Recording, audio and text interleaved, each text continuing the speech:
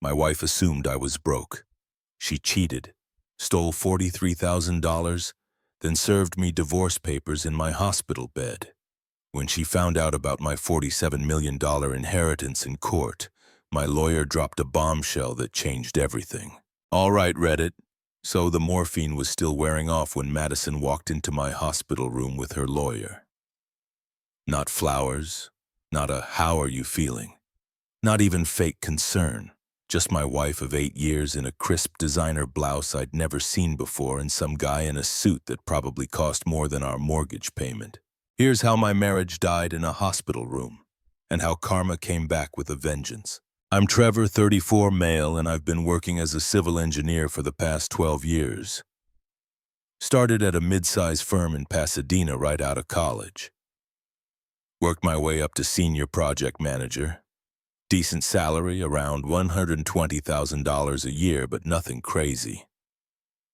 Most of my money went to the mortgage on our modest 3-bedroom house in Glendale, my truck payment, and Madison's endless list of necessities. I grew up in a blue-collar household. Dad was a plumber. Mom worked as a school secretary. They taught me the value of hard work and saving money. Never had much growing up, but we had enough. Dad used to say, "Son, money doesn't buy happiness, but debt sure buys misery." That stuck with me. My one real hobby was woodworking. Had a small workshop in our garage where I'd spend weekends building furniture, cabinets, tables, bookcases. Started when I was 16, helping my grandfather in his shop. He taught me everything from joinery techniques to wood finishing. The smell of fresh cut wood and the satisfaction of creating something with your own hands. That's therapy you can't buy. Some guys play video games to decompress. I make chairs. Madison and I met at a mutual friend's wedding 9 years ago. She was stunning. Auburn hair, always put together, worked in sales at some tech solutions company. We hit it off immediately. She was confident, ambitious, knew what she wanted, or at least I thought she knew what she wanted. We got married after a year of dating, small ceremony, nothing extravagant. Her parents paid for most of it. Her dad owned a chain of car dealerships and had money to burn. We moved into the Glendale house about 6 months after the wedding I'd saved for 3 years to make the down payment. Proud as hell when we got the keys. For the first few years, things were solid. We had our routines: Sunday farmers market runs, Friday date nights at local restaurants, summer road trips up the coast. Madison was supportive of my career, or at least she seemed to be. She'd ask about my projects, celebrate my promotions, act interested when I talked about foundation systems and structural load calculations. Looking back now, I can see when things started changing. It was subtle at first, like watching paint fade. Around year 5 of our marriage, Madison got promoted to account manager at her company. Suddenly, she was making client dinners, networking events, weekend conferences. Her wardrobe upgraded from business casual to designer everything. She started making comments about our house being too small and our neighborhood being starter home territory. Mentioned how her colleague just bought a place in Manhattan Beach. How another friend was driving a Tesla. The implication was clear. I wasn't providing enough. Never mind that I was busting my rear working 50-hour weeks on major infrastructure projects while she was selling software solutions. But the real shift happened about 18 months ago. December 2023, to be exact. That's when Madison became a different person entirely. She started working late, Tuesdays, Thursdays, and Fridays without fail. She'd text around 5 saying she had to finish a proposal or meet with a client. Wouldn't get home until 10 or 11, sometimes even later. She'd walk in exhausted, grab leftovers from the fridge and go straight to bed without much conversation. I believed her at first. Tech sales is demanding, I got that. My job had its share of deadline crunches too. But something felt off. The way she'd avoid eye contact when talking about work.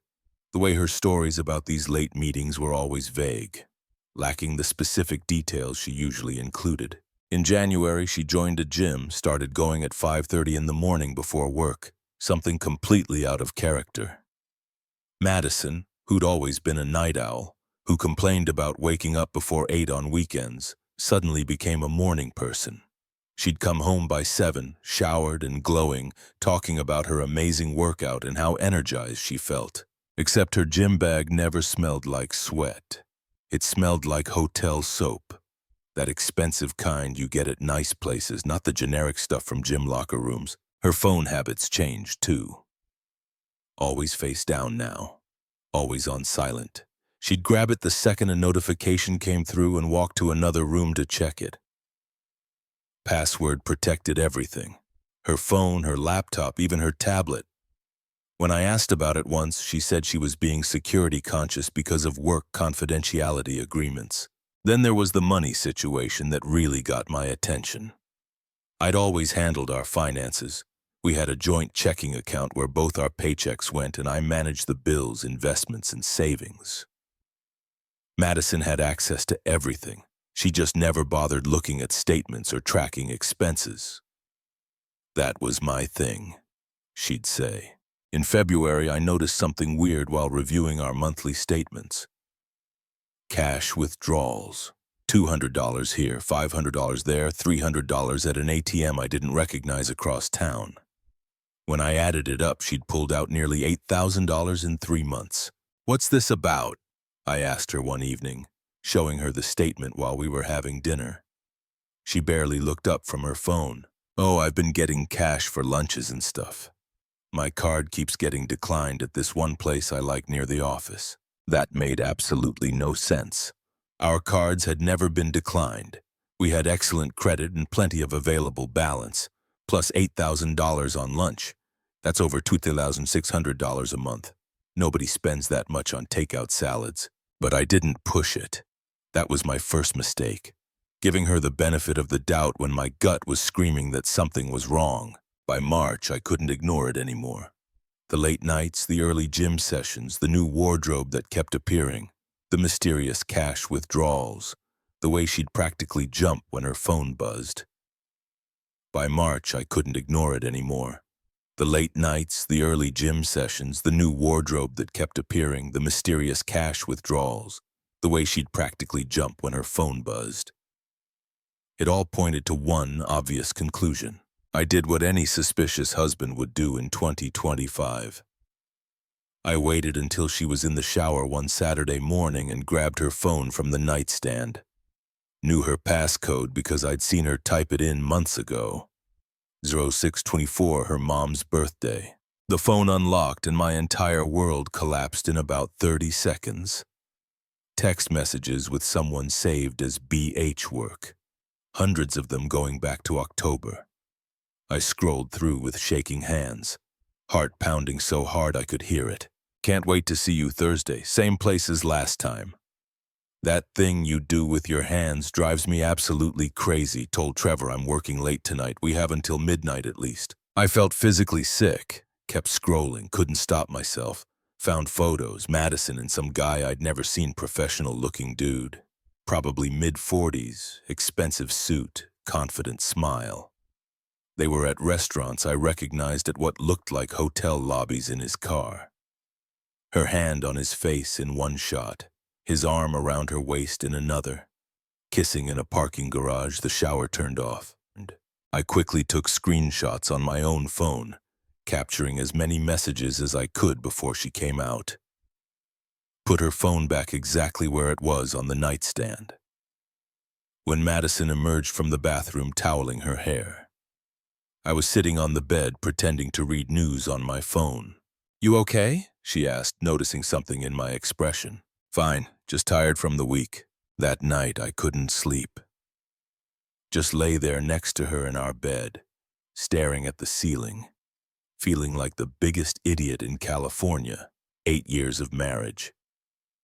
I'd built custom furniture for our house, planned our entire future, trusted her completely with everything, and she'd been systematically lying to me for at least 5 months that I could prove.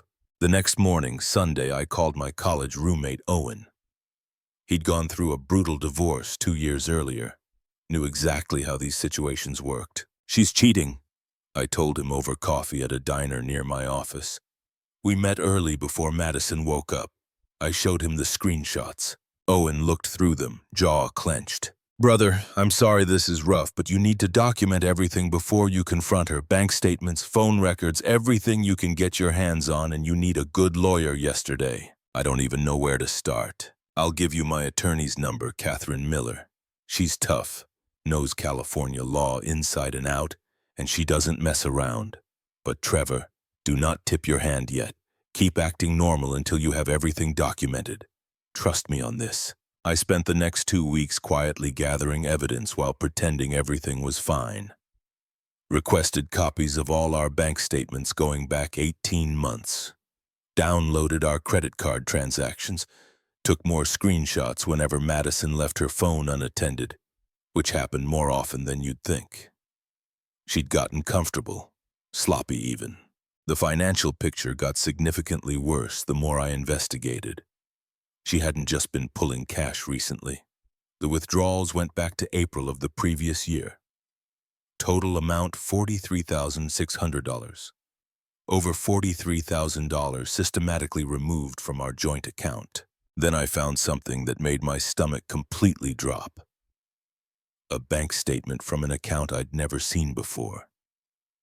It had fallen out of Madison's work bag when I was looking for my sunglasses one afternoon. Joint savings account opened in April 2024. Account holders Madison Patterson and Blake Harrison. Blake Harrison, BH Work. I looked him up on LinkedIn immediately. VP of Sales at Madison's company, Maverick Solutions. Married, 2 kids, lived in Calabasas, in what looked like a very nice house based on the photos on his profile. This guy was her boss, and they had a secret bank account together. I logged into our bank and checked the account details I'd found. The statement showed a balance of $43,600. Every single dollar Madison had withdrawn from our joint account over the past 14 months had gone straight into this shared account with her affair partner. That's when I understood this wasn't just an affair. This was planned, calculated, strategic. They were building a nest egg together, preparing for something. I needed a lawyer immediately. Owen recommended Catherine Miller, his divorce attorney, who'd helped him survive his own marriage implosion. She had a reputation for being thorough, aggressive when needed, and brilliant in court. I called her office Monday morning and made an appointment for that Wednesday. Catherine's office was in downtown Los Angeles, 23rd floor of a glass tower with a view of the entire city stretching to the ocean. She was mid-50s, sharp-eyed with gray hair pulled back, and the kind of presence that made you sit up straighter automatically. I laid out everything across her conference table. The affair, the money transfers, the secret joint account with Blake Harrison. Showed her the screenshots, the bank statements, every piece of evidence I'd gathered. Catherine reviewed it all methodically, taking notes on a yellow legal pad in neat handwriting. When she finished, she looked up at me with an expression I couldn't quite read. "This is good. Actually, this is excellent for your case. California is a no-fault divorce state, which means the affair itself doesn't technically matter for grounds, but financial misconduct is absolutely relevant for asset division and spousal support. Your wife was essentially embezzling marital funds to finance an affair and build assets with another man. What do I do now? Nothing yet. Don't confront her. Don't let on that you know anything. The element of surprise is your biggest advantage here. How long can you maintain normally? I don't know, a few weeks maybe. It's hard pretending everything's fine. I understand. But it's crucial. I need you to keep documenting every withdrawal, every late night, every text message you can access safely. The more evidence we have when we file, the stronger our position. Can you do that? I nodded. Yeah, I can do that. That conversation was in late March 2025. I walked out of Catherine's office feeling oddly calm, despite the chaos my life had become. I had a plan now. I wasn't just a victim anymore. I was preparing a response. Then 2 weeks later in early April, my Uncle Lawrence died. Uncle Lawrence was my dad's older brother. Never married, no kids, spent his whole adult life building his real estate investment company in Oregon. He and I had always been close growing up. He'd visit every Thanksgiving, call on my birthday without fail, send generous checks for Christmas. Solid guy, self-made, blue-collar roots just like Dad. I knew he'd been sick. Lung cancer, stage 4. Dad had gone up to Portland multiple times over the past year to help him through treatment and keep him company. When he finally passed, it was expected but still hit hard. He was only 68, had plans for retirement he'd never get to enjoy. The funeral was on a Saturday in Portland. Madison came with me, played the supportive wife role perfectly, held my hand during the service, hugged my dad and consoled him, told everyone how sorry she was for our loss. I watched her perform, knowing what I knew, and felt absolutely nothing but contempt. The woman was a world-class actress when she needed to be. About a week after the funeral, I got a call from Uncle Lawrence's executive, a lawyer named Donald Wright from a firm in Portland. "Trevor, I'm calling about your uncle's estate. You're listed as the primary beneficiary in his will. I figured there might be something. Maybe a few thousand for college funds or whatever. He mentioned that once. It's substantially more than that. Your uncle had extensive property holdings and investment portfolios. After estate taxes and final expenses, you're inheriting approximately $47 million. I nearly dropped my phone, sat down hard on my office chair. I'm sorry, what did you just say? $47 million, give or take, depending on final property valuations. The real estate needs to be sold, which will take some time, but the liquid assets, stocks, bonds, cash savings, those are being transferred now. You should see the first deposit within 30 days. I couldn't speak for a moment, just sat there in my office staring at nothing. Trevor, are you still there? Yeah, sorry, I had no idea. Your uncle was very successful, Trevor. Very careful with money, made smart investments over 40 years. He wanted to make sure you were taken care of, said you were the only family member who really understood hard work and building something yourself. Congratulations. After I hung up, I sat in my office for 20 minutes just processing. $47 million, that was generational wealth, life-changing money. The kind of money that meant I'd never worry about anything financial again. I didn't tell Madison. Didn't tell anyone except Catherine, who I called immediately. This changes everything, Catherine said when I told her. In California, inheritance is separate property. If it's received by one spouse alone through gift or bequest, it's not community property. Your wife has zero legal claim to it. She doesn't know yet. Excellent. Keep it that way. This inheritance could actually protect you significantly. If she files for divorce thinking you're just a regular engineer with normal assets, she'll have no leverage for going after the inheritance. We can use this. So I kept working, kept my routine, kept pretending everything was normal. Meanwhile, the executive was processing Uncle Lawrence's estate. The liquid assets, stocks, bonds, and cash hit my new separate bank account in mid-May. $11 million just sitting there while I drove my paid-off F-150 and lived in our modest Glendale house and built furniture in my garage workshop. Madison had no idea, absolutely none. Then June happened, specifically June 14th. A Wednesday that started normal and ended with me in surgery. I woke up that morning with pain in my lower right abdomen. Sharp stabbing pain that got progressively worse as the day went on. Tried to work through it, had a client meeting scheduled, but by noon I could barely stand. Left the office early and drove myself to Glendale Memorial ER, thinking maybe it was food poisoning or a muscle strain from moving lumber in my workshop. The ER doctor examined me, ordered a CT scan, came back 30 minutes later with results. Mr. Patterson, you have acute appendicitis. We need to remove your appendix today. I'm calling the surgical team now. Emergency surgery was scheduled for 6:00 p.m. that evening. They admitted me, started an IV, began prep. I called Madison from the pre-op room around 5. Hey, I'm at Glendale Memorial. They're taking my appendix out in about an hour. Oh my God, are you okay? What happened? Appendicitis. They said it's routine but needs to come out today before it ruptures. I'll come as soon as I can finish this client meeting. Should be there by 7. She never showed, not during surgery, not after. I woke up in recovery around 8 o'clock p.m., groggy and in significant pain despite the medication. Checked my phone. Nothing from Madison. Texted her. Out of surgery, everything went fine. Her response came an hour later. That's great. So glad you're okay. See you tomorrow. The next morning, Thursday, June 15th, I was in my hospital room on the 4th floor. They'd moved me there around 11 p.m. the night before after monitoring me in recovery. I'd slept fitfully through the night, woken up repeatedly by nurses checking vitals and adjusting my IV. The morphine drip kept the worst pain at bay, but I felt foggy and exhausted and sore. Around 10 a.m., my hospital room door opened. Madison walked in not with flowers or a card or even a concerned expression.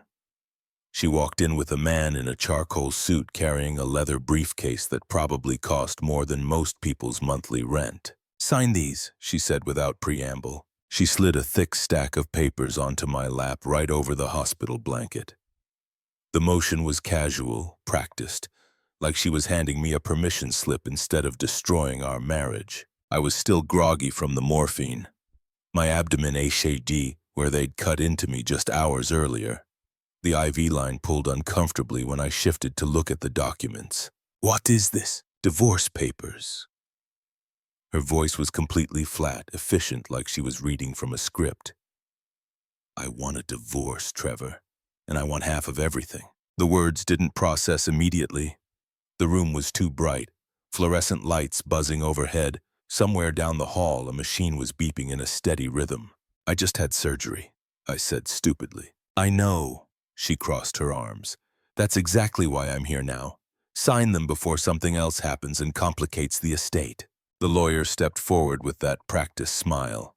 His business card read Howard Bennett and Associates. He had the kind of face that probably charged $500 an hour minimum.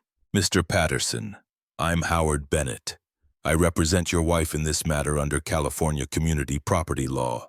Mrs. Patterson is entitled to 50% of all marital assets acquired during your marriage. He paused deliberately for effect, including your uncle's inheritance. My blood went completely cold, not because of the divorce. I'd been expecting that since March, but because of what he just said about the inheritance. How did you know about Madison's smile was thin and sharp as a razor? Your phone, Trevor. I've had access to your iCloud account for months now. The executive left you a voicemail yesterday morning at 9:47. $47 million from Uncle Lawrence's estate. She leaned closer, her perfume overwhelming, and under California law, I'm entitled to exactly half, $23.5 million. I stared at her, really looked at her for the first time in months, maybe years. Her makeup was absolutely flawless, professional-level application, hair highlighted and blown out perfectly. Probably cost $400 at that fancy salon in Beverly Hills she'd started frequenting. The designer watch on her wrist that she'd claimed 6 months ago was a birthday gift from her mother. The blouse that I'd never seen before, labels I recognized from high-end stores. Sign the papers, Trevor, she said, her voice taking on an edge. Or I promise you, I'll make this uglier than it needs to be. My lawyer's the best in the city. I didn't sign. My hand stayed on the hospital blanket, IV line trailing from my arm. The pen sat untouched beside the stack of papers. Fine. She snatched the documents back with an angry motion. Then I'll see you in court, and trust me, my lawyer's better than anyone you'll be able to afford on your engineer salary. Howard Bennett gave me a condescending nod, like I was a child who'd made a poor decision. We'll be in touch very soon, Mr. Patterson. Have your attorney contact my office. They left together. The door clicked shut with a finality that echoed in the quiet room. I lay there in that hospital bed, staring at the acoustic ceiling tiles while the morphine drip fed steadily into my vein, and my surgical incision throbbed under layers of bandages. Madison never once asked how the surgery went, never asked if I was in pain, if I needed anything, if I was scared. She only wanted to know where to sign to take half of everything I had. What Madison didn't know, what her expensive lawyer didn't know, was that I'd been expecting this divorce since March. I'd been systematically documenting her affair for months. I'd been working with Catherine Miller, building an airtight case, and most importantly, I'd already secured the inheritance in ways they couldn't touch. I called Catherine from the hospital that afternoon after the nurse adjusted my pain medication. "She served you where?" Catherine asked, and I could hear the disbelief in her voice. "Whose bed?" About 6 hours after surgery, brought her lawyer and everything. There was a pause. Then Catherine actually laughed. "Trevor, she just made our case 10 times easier. Filing for divorce in a hospital room while you're recovering from emergency surgery. That's going to play beautifully in court. The judge is going to hate that. And the inheritance still in the separate account. Haven't touched it, haven't commeled anything. Perfect. Let her come at us thinking she's getting half of 47 million. We'll let her overplay her hand completely, get overconfident, then we'll destroy her." The divorce proceedings officially started in July. Bennett filed Madison's petition with the court, claiming she was entitled to half the house, half my retirement accounts, half the inheritance, and substantial spousal support. The total dollar amount she was demanding, $24.8 million, plus ongoing monthly support. Catherine filed our response in early August. We acknowledged the marriage. Acknowledged that California community property law applied to assets acquired during marriage, but made crystal clear that the inheritance was separate property under California Family Code Section 770.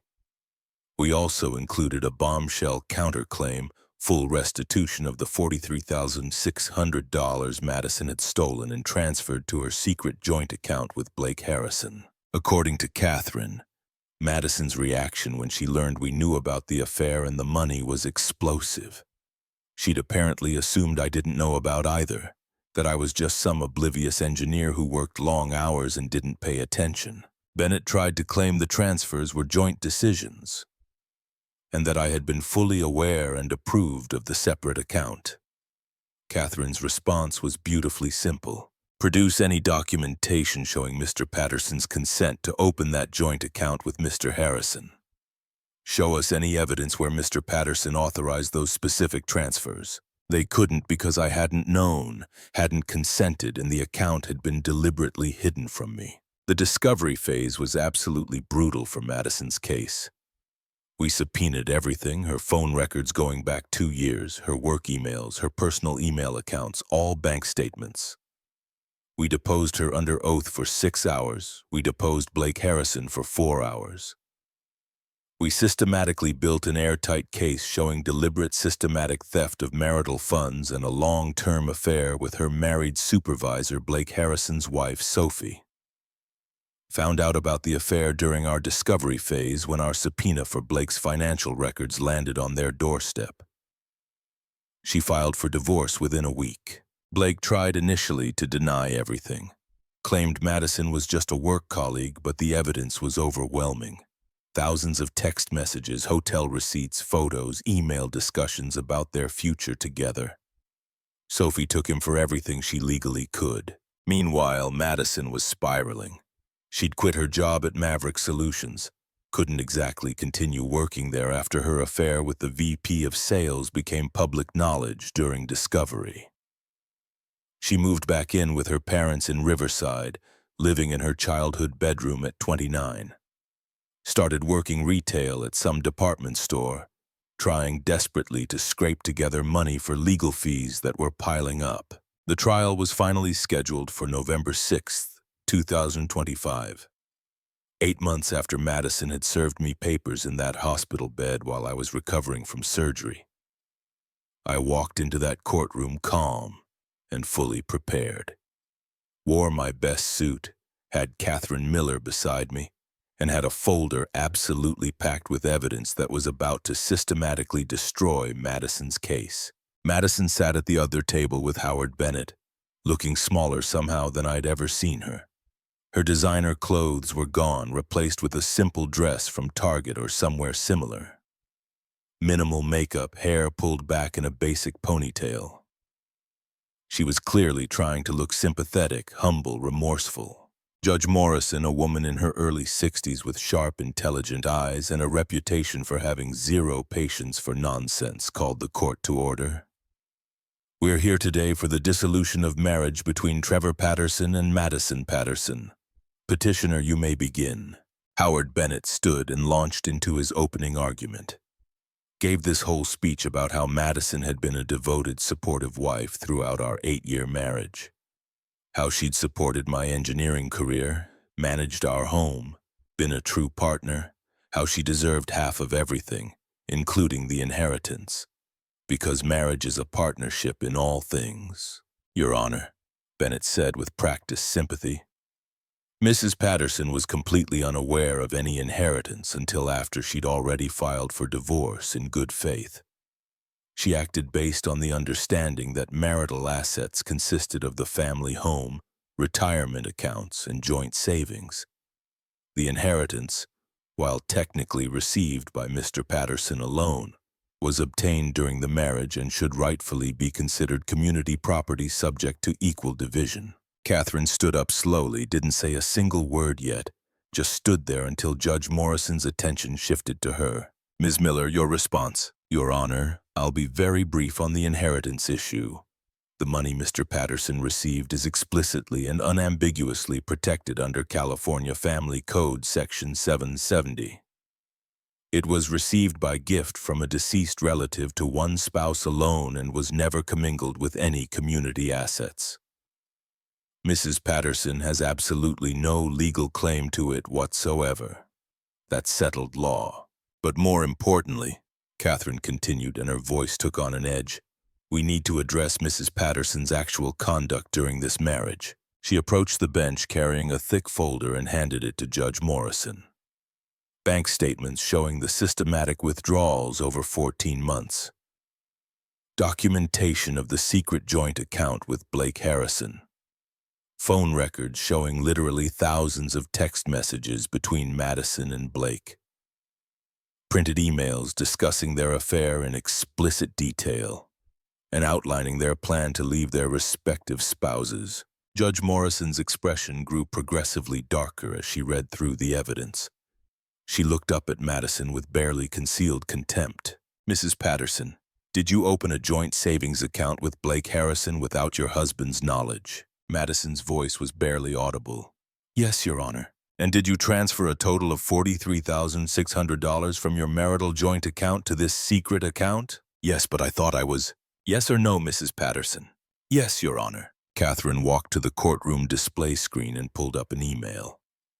Madison's own words to Blake from March, timestamp clearly visible. Took another $2,000 today from the joint account.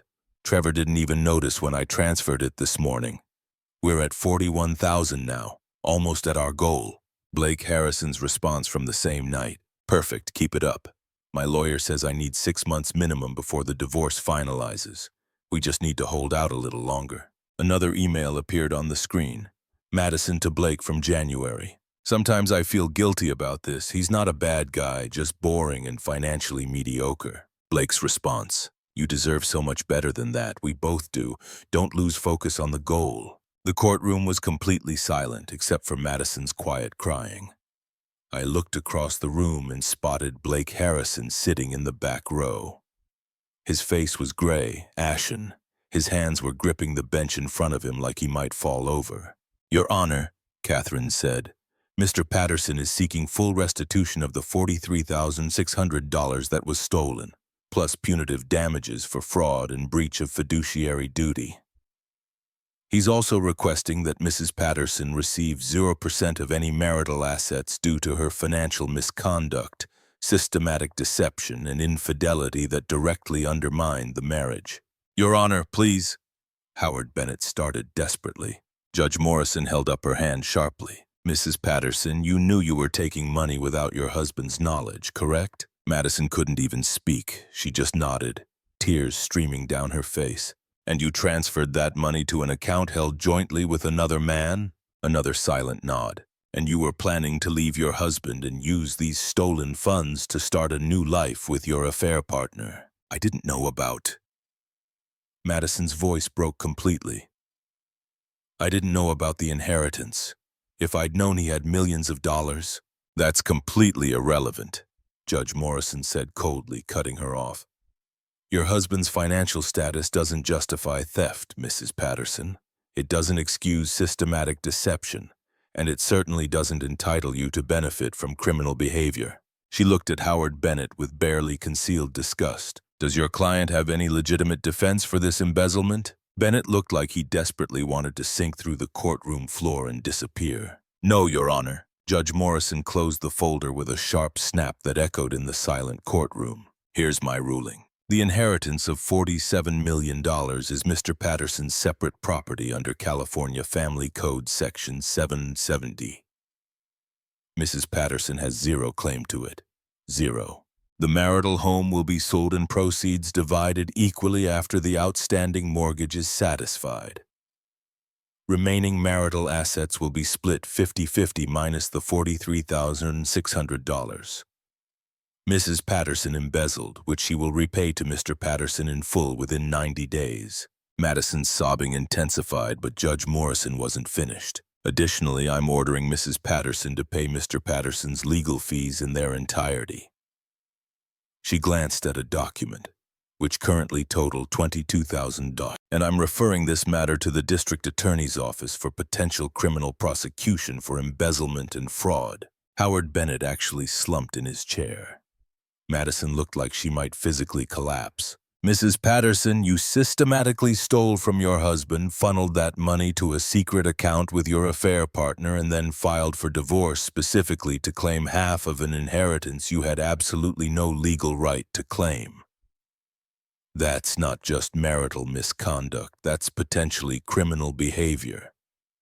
This court will not reward that kind of conduct. She looked directly at me, her expression softening slightly. Mr. Patterson, I'm sorry you had to experience this betrayal. Court is adjourned. I walked out of that courtroom with Catherine, feeling physically lighter than I had in years. The house would sell. I honestly didn't care about that at all anymore. The retirement accounts would split according to California law. Fine, whatever. But the inheritance was completely protected. Madison was court-ordered to repay every penny she'd stolen, and her reputation was absolutely destroyed. Madison tried calling me that night. I was at my new place, a beautiful 4-bedroom house in Santa Monica with an ocean view that I'd bought with cash from the inheritance. 3-car garage, huge yard, and a detached workshop that was literally twice the size of my old garage space. When my phone lit up with Madison, I just let it ring. She called 6 more times in a row. On the 7th call, I finally answered. Trevor, please. Her voice was completely wrecked, hoarse from hours of crying. Please, I'm so sorry. I didn't know. I didn't understand that the money was from before we were married. We can work this out. We can start over fresh. No. Please, Trevor, I made a terrible mistake. Blake manipulated me. He told me we needed money to start over together. I was confused and scared. You stole $43,000 over 14 months. You had an affair for 7 months minimum. You came to my hospital bed the day after emergency surgery to serve me divorce papers. None of that sounds confused to me. I was scared. I thought you were hiding money from me. I wasn't hiding anything, Madison. You never asked. You were too busy planning your escape with Blake and stealing from our marriage to finance it. Silence on the line. Trevor, I'm begging you, don't let them prosecute me criminally. I'll pay back every penny. I'll sign whatever you want. Just please. Did you beg when you were in hotel rooms with Blake? Did you plead when you were spending my money on designer clothes and highlights? That's not fair. You're absolutely right. It's not fair, but it's exactly what happened. I hung up and blocked her number. Blocked her on every platform, social media, email, phone, complete digital blackout. The aftermath unfolded like falling dominoes. Blake Harrison's wife, Sophie, took him to the absolute cleaners in their divorce. Someone, I never asked who, but I strongly suspect Catherine had a hand in it, sent Sophie copies of all the courtroom emails between Blake and Madison. Sophie got the kids, got the house, got a massive support settlement. Blake's company, Maverick Solutions, quietly but firmly asked him to resign after the affair emails became semi-public within their industry. Turns out having an affair with a subordinate and conspiring to embezzle funds from her husband was catastrophically bad for corporate image and liability. Madison moved in with her parents in their Riverside house. Got a job working retail at Target, trying desperately to scrape together enough money to pay me back the $43,600, plus cover my $22,000 in legal fees, plus pay her own lawyer bills, which totaled another $31,000. She was looking at nearly $100,000 in total debt. The DA's office did open an investigation into potential criminal charges, but ultimately declined to prosecute. Insufficient evidence of criminal intent. They officially said, though, the investigator told Catherine privately off the record that it was more about limited prosecutorial resources than any actual lack of guilt. They had bigger cases to handle. I didn't push for prosecution. Madison's life was ruined enough.